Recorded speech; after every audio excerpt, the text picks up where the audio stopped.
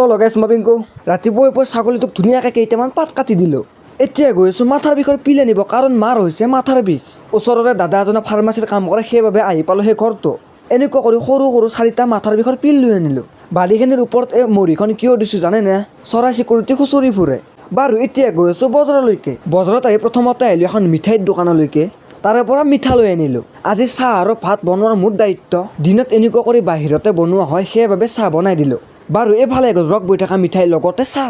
মিঠাই চাহ খাই চালোঁ, এনেকুৱা সোৱাদ লাগিল। এইফালে সৰু কেৰাহী এটাত ভাত বনাই দিলোঁ। আঞ্জা বনোৱাৰ আগত প্ৰথমতে জ্বলাটো ছিঙি লওঁ। আজি ভাবিছোঁ নৰসিংহৰে মাছ জাল দিয়া খাম, সেইবাবে এফালে সকলোখিনি ৰেডি।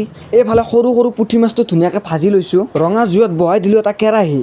জলকীয়া, নহৰু, আদা, পিঁয়াজ গোটাখিনি প্ৰথমতে ভাজি লৈছোঁ। তাৰে ওপৰত মাছখিনি বহাই দি লাৰি কৰি ভাজি ল'লোঁ। লাহেকৈ অলপমান 2 বাটি পানী বহাই দিলোঁ তাৰে ওপৰত। ফাইনেলি মাছ জাল দিয়া ভাত লগতে মাছ ভাজা, ধুনীয়াকৈ এতিয়া খাব লাগে। আঞ্জাখানি মাছ ভাজিৰে খাইছিলোঁ, এনেকুৱা সোৱাদ লাগিল বুজাব নোৱাৰোঁ। আজি মেনুটো খানে চাইছিলে বাইছ জয় এখন।